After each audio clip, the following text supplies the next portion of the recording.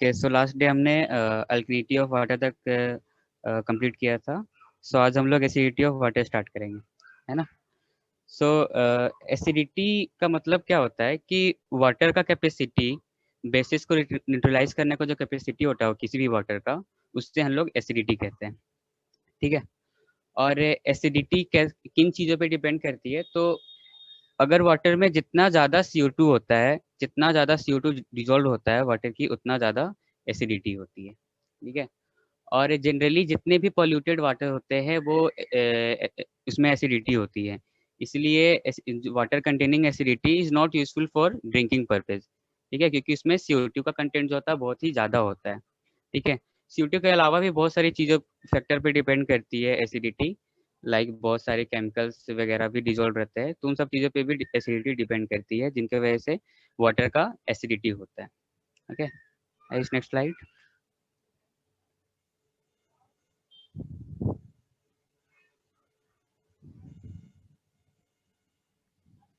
Next next wait. तो acidity जो है वो दो पार्ट में डिवाइडेड है, mineral acidity and total acidity. अगर मिनरल एसिडिटी, अगर हम लोग पीएच रेंज अगर हम लोग 3.5 तक कंट्रोल करके रखते हैं, ठीक है, और हम लोग एंड पॉइंट यूज करते हैं जो मिथाइल ऑरेंज, तो उसे हम लोग मिनरल एसिडिटी कहते हैं। ठीक है। और अगर हम लोग पीएच 8.3 तक मेंटेन कर रहे हैं ड्यूरिंग टाइट्रेशन, तो उसे हम लोग और हम लोग उस वक्त एज ए इंडिकेटर फेनोक्सिलिन यूज कर रहे हैं, तो उसे हम लोग टोटल एसिडिटी कहते हैं। क्यों टोटल एसिडिटी कहते हैं? क्योंकि यहाँ पर ये बस मिनरल एसिडिटी ही नहीं मेजर करता है, इसके अलावा जो वीक एसिड, जो बहुत सारा वीक एसिड होते हैं, उनके वजह से भी जो एसिडिटी होती है उन्हें भी ये मेजर करते हैं, इसीलिए इसे टोटल एसिडिटी कहते हैं। ठीक है। यहाँ पे ध्यान रखना कि पीएच का जो रेंज होना चाहिए वो 8.3 पे कंट्रोल मैनेज होना चाहिए। ठीक है। और मिनरल एसिडिटी में पीएच 3.5 तक ही होना चाहिए।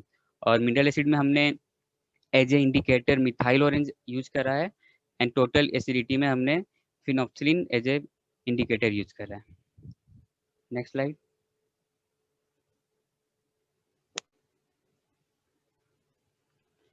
Acidity of water. ठीक है। Hydrogen ions present in sample as a result of dissociation और hydrolysis of solutes are neutralized by titration with standard alkali. ठीक है। अब जितने भी वाटर में एसिड वाटर में जितनी भी हाइड्रोजन आयंस है ना, या तो वो डिसोसिएट होंगे या तो वो हाइड्रोलाइज होंगे। ठीक है। और उसे हम लोग डिसोसिएट या हाइड्रोलाइज करेंगे बाय टाइट्रेशन मेथड, और टाइट्रेशन कराएंगे bye suitable standard alkali, alkali like NOH KOH, है ना। इन सब चीज़ों से हम लोग टाइट्रेट कराएंगे, तो जो हाइड्रोजन आयन जो होंगे वो डिसोसिएट हो जाएंगे और वो हाइड्रोलाइज हो जाएंगे। ठीक है। और इसी वजह से जो एसिडिटी होती है वो पीएच या फिर जो भी हम लोग इंडिकेटर यूज कर रहे हैं उन चीज़ों पे डिपेंड करती है acidity of water. Next slide है। वेट। हाँ। फिर हम लोग इसका हम लोग एक्सपेरिमेंट कैसे करेंगे, कि हम लोग इसे डिटरमाइन कैसे करेंगे एसिडिटी ऑफ वाटर। ठीक है। तो सबसे पहले हम लोग क्या करेंगे कि हम लोग सैंपल ऑफ वाटर लेंगे और हम लोग पीएच वैल्यू 4.3 को मेंटेन करेंगे, and we will titrate it against NaOH, है ना। NaOH जो है वो अल्कली है, alkali bases soluble in water known as alkali. So NaOH जो होता है वाटर में सोल्यूबल होता है, इसलिए हम लोग इसे अल्कली कहते हैं। तो हम लोग यहाँ पे एज अल्कली NaOH यूज करेंगे। प्रोसीड्यूर हमारा ये है कि सबसे पहले हम लोग 100 ml सैंपल ऑफ वाटर लेंगे। ठीक है। और उसमें हम लोग few drops 0.1 normality of Na2H2O3 solution उसमें डालेंगे। हम लोग Na2H2O3 सॉल्यूशन इसलिए डालेंगे ताकि उसमें जो भी क्लोरीन प्रेजेंट है वो वहां से रिमूव हो जाए, है ना, एज ए रेसिड्यू वो बाहर आ जाए। ठीक है। उसके बाद हम लोग क्या करेंगे, उसमें हम लोग फ्यू ड्रॉप्स मिथाइल ऑरेंज डालेंगे। ठीक है। तो क्या होगा कि सैंपल का जो कलर होगा वो ऑरेंज हो जाएगा। फिर हम लोग उसका टाइट्रेशन स्टार्ट करेंगे, टाइट्रेट करते रहेंगे जब तक कि उसका कलर येलो ना हो जाए। जैसे ही कलर येलो हो जाएगा we will note down the reading, है ना, रीडिंग हम लोग नोट डाउन करेंगे। हम लोग फिर से क्या करेंगे कि हम लोग 100 ml सैंपल ऑफ वाटर लेंगे, और इस बार हम लोग फिनोक्सिलिन इंडिकेटर यूज करेंगे। फिनोक्सिलिन इंडिकेटर हम लोग जैसे ही डालेंगे, ठीक है, उसके बाद हम लोग इसे टाइट्रेट कराना स्टार्ट करेंगे विथ NaOH। NaOH को हम लोग ब्यूरेट में रखेंगे और हम लोग इसे टाइट्रेट कराना स्टार्ट करेंगे। तब तक की टाइट्रेट कराएंगे जब तक कि इसका कलर जो है वो पिंक ना हो जाए। पिंक कलर जैसे ही हो जाएगा हम लोग टाइट्रेशन स्टॉप कर देंगे and we will note down the reading. ठीक है। फिर एसिडिटी का कुछ कुछ इन्वायरमेंटल सिग्निफिकेंस है, जैसे कि अगर पानी में एसिडिटी है तो वो ड्रिंकिंग पर्पस के लिए फिट नहीं है। इनफैक्ट वो वॉशिंग पर्पस के लिए या प्लांट में भी डालने के लिए फिट नहीं होता है। और हम लोग बात करें तो अगर वाटर में एसिडिटी बहुत ज़्यादा है तो वो एक्वेटिक लाइफ के लिए भी हैम्पर है ना, वो एक्वेटिक लाइफ को भी वो हैम्पर करती है।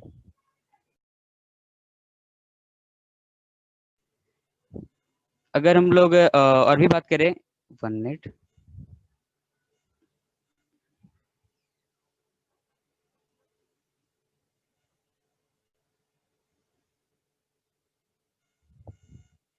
और भी सिग्निफिकेंस का हम लोग बात करें तो अगर एसिड वाटर अगर हम लोग यूज कर रहे हैं इन फैक्ट्रीज, तो एसिड वाटर से क्या होता है कि कोरोजन स्टार्ट होता है। सो एसिड वाटर अगर हम लोग इंडस्ट्रीज में यूज कर रहे हैं तो मेटल्स रिलेटेड जो भी इक्विपमेंट्स होगी उनका कोरोजन स्टार्ट होगा। So that also is not suitable.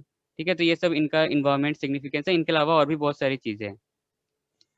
हम लोग इसका और भी हम लोग एप्लीकेशन जाने तो जैसे कि एसिडिटी ऑफ वाटर का मतलब होता है कि कितने ज्यादा CO2 उसमें प्रेजेंट है। सो कितना ज्यादा CO2 प्रेजेंट है हम लोग उससे ये डिसाइड कर सकते हैं कि कौन सा मेथड हम लोग को यूज करना चाहिए वाटर का ट्रीटमेंट के लिए। डेट मीन्स वाटर को क्लीन करने के लिए कौन सा ट्रीटमेंट हमें यूज करना चाहिए। ये चीज हम लोग सिंपली हम लोग by the amount of CO2 present इससे हम लोग डिसाइड कर सकते हैं। फिर हमारा कैलकुलेशन हम लोग करेंगे, कैलकुलेशन का फॉर्मूला दिया हुआ है उससे हम लोग कैलकुलेशन कर लेंगे, जो हमने रीडिंग जो नोट डाउन किया होगा उससे। फिर है कि क्लोराइड कंटेंट हम लोग कैसे मेजर करेंगे। तो क्लोराइड कंटेंट के लिए भी हम लोग 100 ml वाटर सैंपल लेंगे और उसमें हम लोग एज ए इंडिकेटर इस बार हम लोग K2Cr2O4 यूज करेंगे। ठीक है, और उससे हम लोग टाइट्रेट करेंगे विथ AgNO3, मतलब कि हम लोग ब्यूरेट में AgNO3 सॉल्यूशन रखेंगे। और उससे हम लोग तब तक और तो हम लोग जब उससे हम लोग तब तक उसे टाइट्रेट कराएंगे जब तक कि वो रेडिश ब्राउन से वो वाइट प्रेसिपिटेट में वो कन्वर्ट ना हो जाए, है ना। जैसे ही वो वाइट प्रेसिपिटेट में कन्वर्ट हो जाएगा हम लोग उसका टाइट्रेशन जो होगा वो हम लोग स्टॉप कर देंगे and we will note down the reading and then we will do calculation part. Okay, next slide Ayush. फिर बात आती है कि हमने तो पढ़ा कि हाँ बहुत सारी इम्प्यूरिटीज होती है वाटर में, तो अब हमें उसे रिमूव कैसे करना चाहिए। तो रिमूव करने का बहुत सारा मेथड होता है, बट हमें यहाँ पे कुछ कुछ मेथड पढ़ना है, जैसे कि screening method, sedimentation method, coagulation method, filtration method, sterilization method. Sterilization method में भी 3 पार्ट्स है। पहला पार्ट है by chlorine and second part है by UV radiation and third part है बाय ओजन। ठीक है, तो ये सब मेथड हम लोग पढ़ेंगे और इन सबसे कैसे फिल्ट्रेशन होता है वो हम लोग आगे पढ़ेंगे। पहला है हमारा स्क्रीनिंग।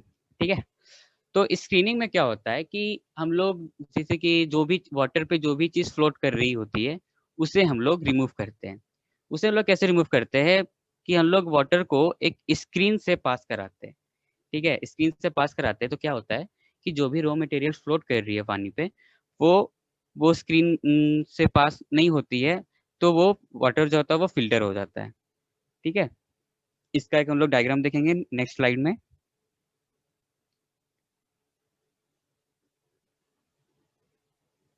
हाँ देखो यहाँ पे, जैसे कि यहाँ पे जो सर्कल में है, सर्कल में स्मॉल स्मॉल होल्स है, ये एक टाइप का स्क्रीन है। ठीक है, उससे पहले जो पानी है, पानी में रॉ मटेरियल है एज ए लीफ। ठीक है, तो हाँ, तो जब वो पानी पास हुआ स्क्रीन से तो वो छोटे छोटे होल से पानी जो वो ट्रांसफर हो गया, बट जो रॉ मटेरियल फ्लोट कर रहे थे डेट इज लीव्स वो पास नहीं किए। ठीक है, तो ये होता है स्क्रीनिंग मेथड। इसमें हम लोग स्क्रीन यूज करते हैं और उससे हम लोग जो भी वाटर में जो भी रॉ मटेरियल फ्लोट कर रहे हैं उसे हम लोग स्क्रीन से पास कराते हैं, तो रॉ मटेरियल जो होता है पास नहीं कर पाते हैं and then we get filtered water.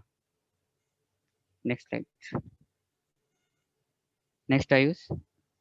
Yes, so next method is sedimentation method.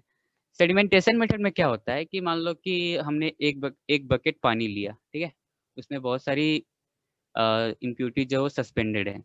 तो उसे हम लोग क्या करते हैं कि कुछ आवर के लिए 2-3 घंटे 4-5 घंटे के लिए उसे छोड़ देते हैं। तो हमें पता है कि भाई हमारे अर्थ पे ग्रेविटेशनल फोर्स लगती है ना, एंड ग्रेविटेशनल फोर्स हर एक चीज को अट्रैक्ट करती है। तो उससे क्या होता है कि कुछ घंटों के लिए हम लोग छोड़ देते हैं, तो जो इम्प्यूरिटीज है ग्रेविटेशनल फोर्स के वजह से वो नीचे सेटल डाउन हो जाती है। ठीक है, और इसी प्रोसेस को हम लोग सेडिमेंटेशन प्रोसेस कहते हैं। लेकिन सेडिमेंटेशन प्रोसेस में ओनली 70 to 75% जो इम्प्यूरिटीज है वो रिमूव हो पाती है ना। ये कम्प्लीटली रिमूव, सारे इम्प्यूरिटीज रिमूव नहीं होते हैं, इसमें बस 70 से 75% ही इम्प्यूरिटीज रिमूव होते हैं। नेक्स्ट,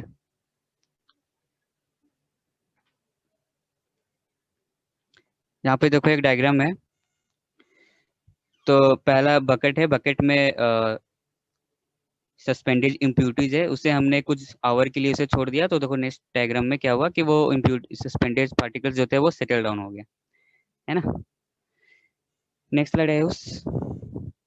तो अब बात ये आती है कि हमने जो सेडिमेंटेशन मेथड में ये पढ़ा कि जो इम्प्यूरिटीज वहाँ रिमूव होती है वो 70 to 75% ही इम्प्यूरिटीज रिमूव होती है।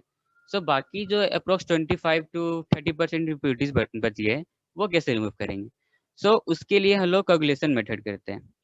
कोगुलेशन मेथड में क्या होता है कि अब जो 30% अप्रोक्स 30% इम्प्यूरिटी जो बच गए थे वो बहुत ही फाइन पार्टिकल्स होते हैं, मतलब कि वो बहुत ही छोटे छोटे पार्टिकल्स होते हैं। ठीक है, वो इतने छोटे होते हैं कि वो आपस में एक एक जगह पे वो अटैच नहीं हो पाते, एक जगह पे वो कोलाइड फॉर्म नहीं कर पाते। वो इसलिए कोलाइड फॉर्म नहीं कर पाते हैं क्योंकि उनका चार्ज जो होता है वो नेगेटिव होता है ना। तो सभी का चार्ज नेगेटिव है, तो how can they be attracted with each other. अगर पॉजिटिव नेगेटिव दोनों होगा तभी तो अट्रैक्ट होंगे, है ना। बट यहाँ पे बस नेगेटिव चार्ज ही है जिसके वजह से रिपल्सन फोर्स लगता है और कोलाइडल फॉर्म यहाँ पे नहीं हो पाता है, एंड जिसके वजह से वो सेटल डाउन नहीं हो पाते। तो हम लोग यहाँ पे क्या करते हैं कि हम लोग कुछ केमिकल्स हम लोग ऐड करते हैं पानी में।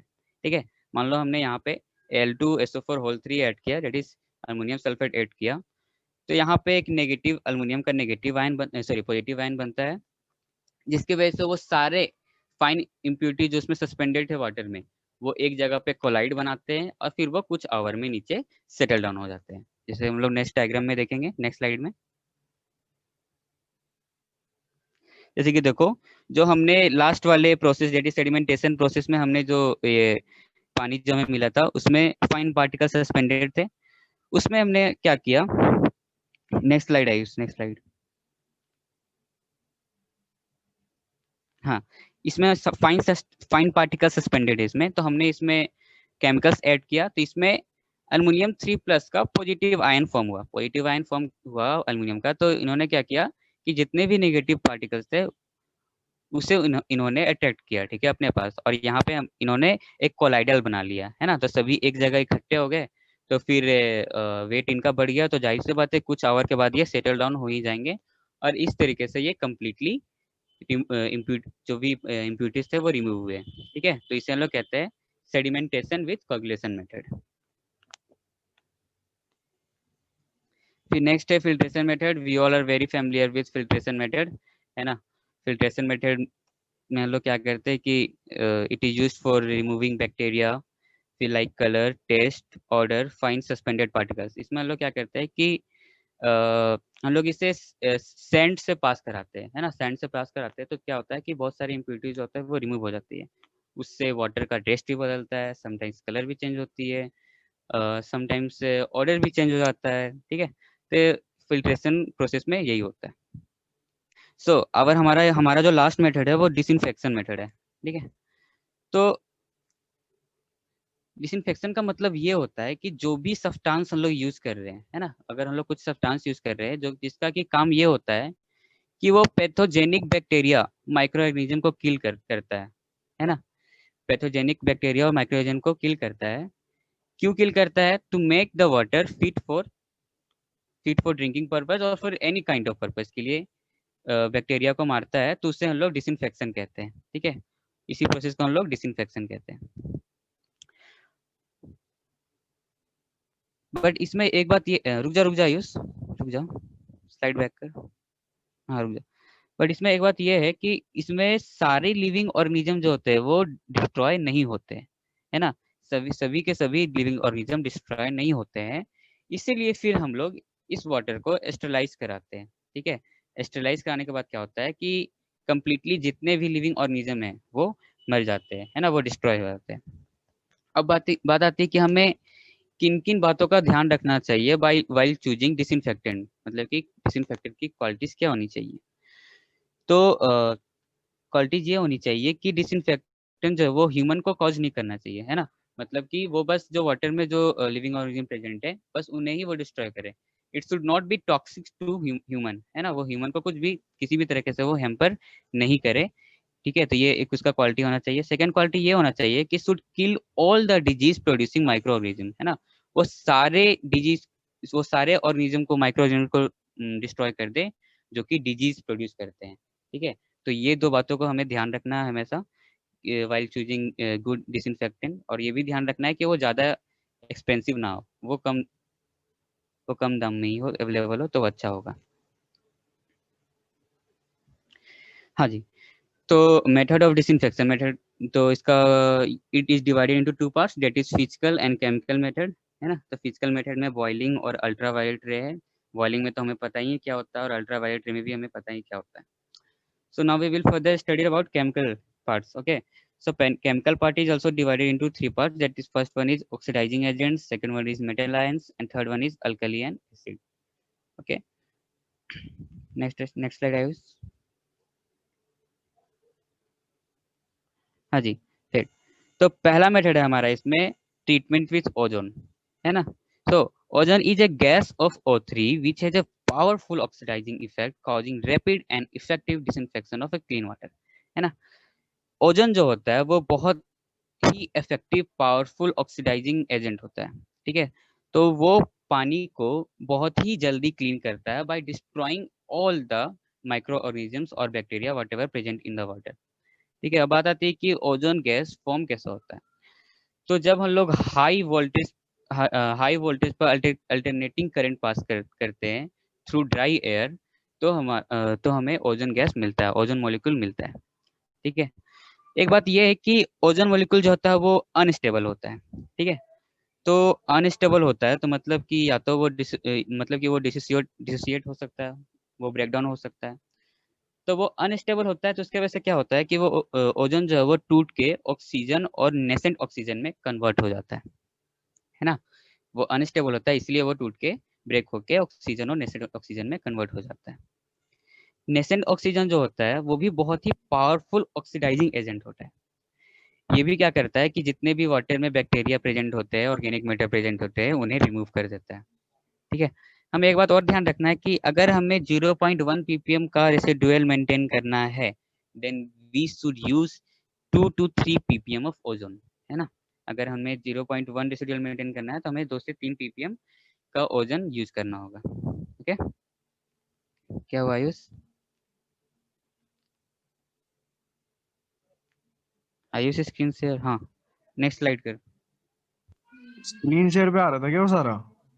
हाँ हाँ, तू मेल खोला था। अरे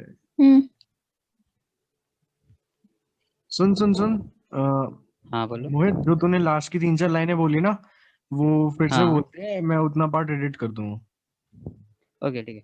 सो तो यहाँ पर जो ozone layer, ozone gas, ozone molecule form हुआ वो बहुत ही अनस्टेबल होता है। ठीक है, सो जो भी चीज़ अनस्टेबल होती है वो इधर उधर भागने की कोशिश करती है। ठीक है, तो मतलब कि यहाँ पे ओजोन मॉलिक्यूल जो होगा वो ब्रेक होने का कोशिश करेगा, और वो ब्रेक होकर नॉर्मल ऑक्सीजन और नेसेंट ऑक्सीजन में कन्वर्ट हो जाएगा।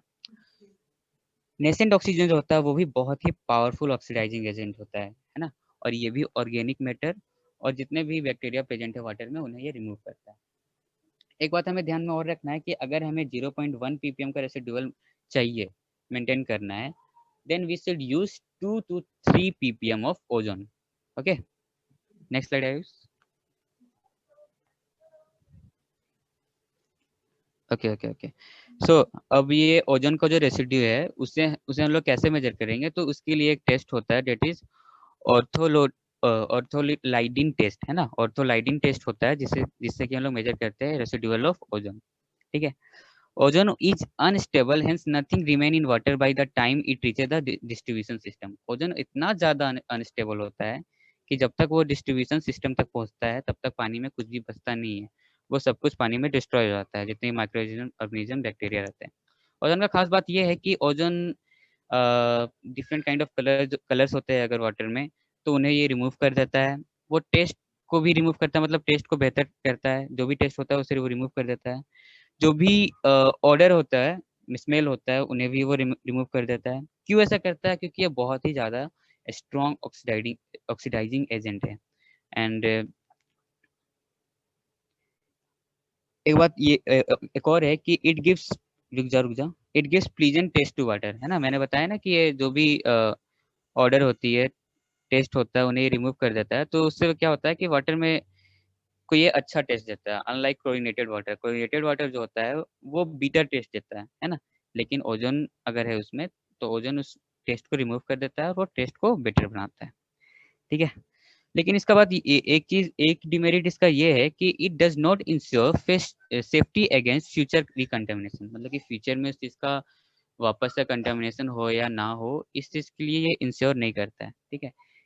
इस वजह से ओजोन जो है वो लेस इफेक्टिव है in killing bacteria as compare to chlorine. Okay,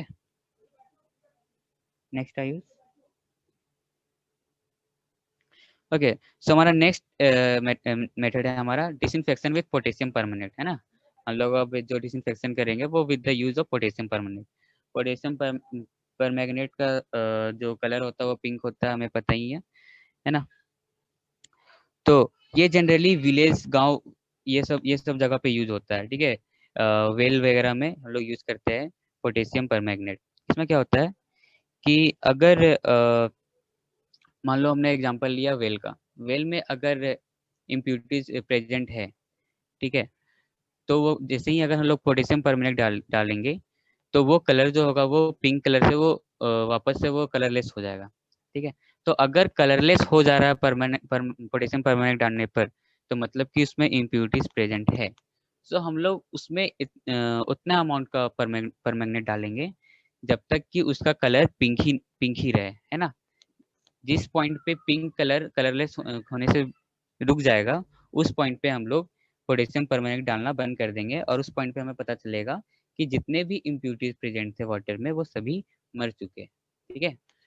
एक शॉर्ट समरी दे दूं इसका, कि अगर वाटर में इम्प्यूरिटीज प्रेजेंट है, तो पोटेशियम का जो पिंक कलर है पोटेशियम परमैंगनेट का, वो कलरलेस में चेंज हो जाता है, कन्वर्ट हो जाता है। सो हम लोग उतना अमाउंट ऐड करेंगे कि वो जो कलरलेस में कन्वर्ट ना हो, वो पिंक ही कलर रहे। और जब वो पिंक कलर रहेगा, मतलब कि उसमें जितने भी इम्प्यूरिटीज है वो डिस्ट्रॉय हो चुके हैं। Okay, next.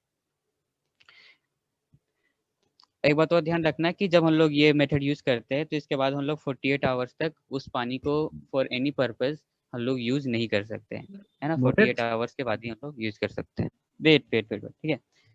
Disinfection with potassium permanganate, ठीक है। स्पेलिंग मैंने गलत लिख दिया, परमानेंट लिख दिया परमैंगनेट की जगह पर, स्पेलिंग से करेक्ट कर लेना आप लोग। जब हम लोग पोटेशियम परमैंगनेट यूज करते हैं, डेट इज KMnO4, जहाँ पे के भी छूट गया, MnO4 लिख दिया मैं। KMnO4 जब हम लोग यूज करते हैं, तो ये 98% बैक्टीरिया को रिमूव कर देता है। लेकिन ये 100% बैक्टीरिया रिमूव कर देता है जो कि कोलेरा काउज करते हैं, है ना। ये 98% बैक्टीरिया तो रिमूव करता ही है, लेकिन जो बैक्टीरिया कोलेरा काउज करते हैं, उन सभी बैक्टीरिया को ये रिमूव कर देता है, ठीक है। Water treated with KMnO4 with passage of time produces dark brown precipitate, ठीक है। जो भी वाटर पे हम लोग KMnO4 यूज कर रहे हैं, तो वो विद टाइम वो डार्क ब्राउन प्रेसिपिटेट प्रोड्यूस करता है, ठीक है। नेक्स्ट स्लाइड है उस।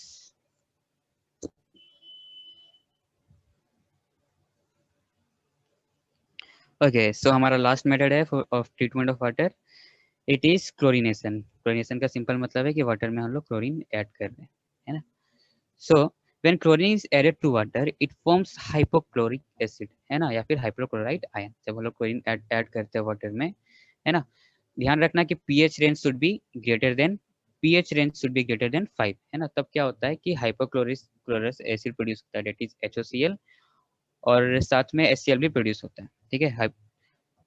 हाइपोक्लोरिक एसिड HCl और hypochloride ion that is HOCl भी प्रोड्यूस होता है।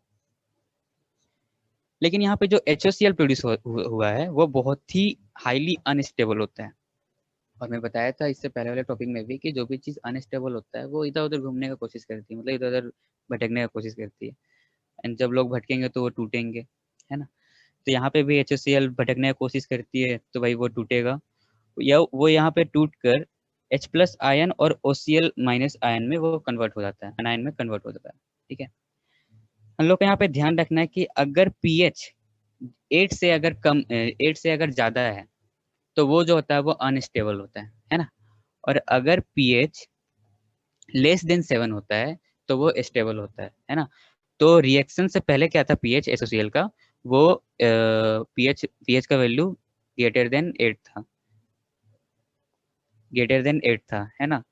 तो वो क्या था कि अनस्टेबल था, तो वो रिएक्शन के बाद वो कन्वर्ट हो गया H+ आयन और OCl- आयन में। रिएक्शन के बाद pH जो था वो << 7 हो गया, ठीक है।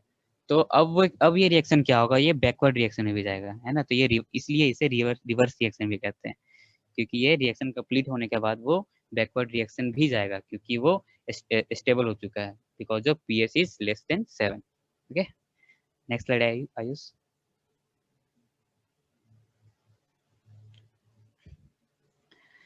Thus pH values greater than 10 only OCl ions are found, है ना। अगर pH वैल्यू greater than 10 है तो बस हमें OCl ions ही फाउंड होता है, ठीक है। While pH value less than 7, HOCl will generally exist without dissociating into OCl, ठीक है। अगर pH वैल्यू लेस देन 7 है तो HOCl जो है वो एग्जिस्ट करेगा बिना OCl आयन में कन्वर्ट हुए, है ना।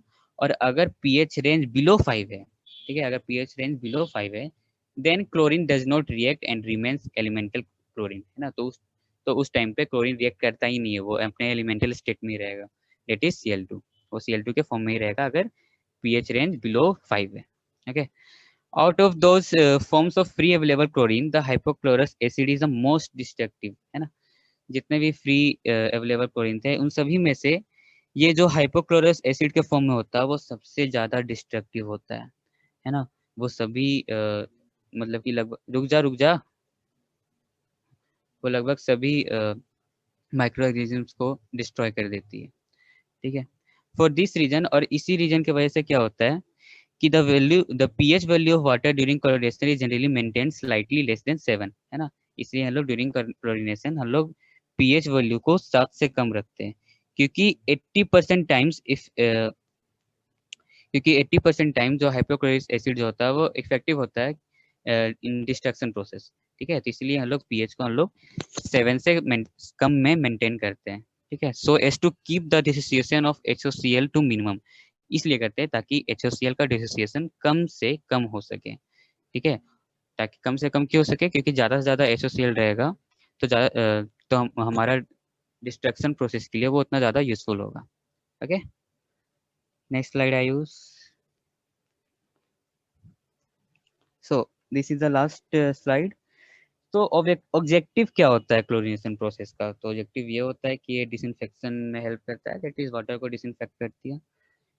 जो भी H2S प्रोड्यूस हो रहे हैं उनको कंट्रोल करता है, जो भी स्लज प्रोड्यूस हो रहा है उन्हें कंट्रोल करता है, जो फॉल स्मेल ऑर्डर प्रोड्यूस हो रहे हैं उन्हें भी ये कंट्रोल करता है, ठीक है। जहाँ पे ये के अल्फा डिसोसिएशन का रिएक्शन लिखा हुआ है, ठीक है। HOCl और OCl- का अगर हम लोग सम कर दे तो उससे हम लोग फ्री रेसिडुअल क्लोरीन कहते हैं, ठीक है। That's all for today, thank you so much.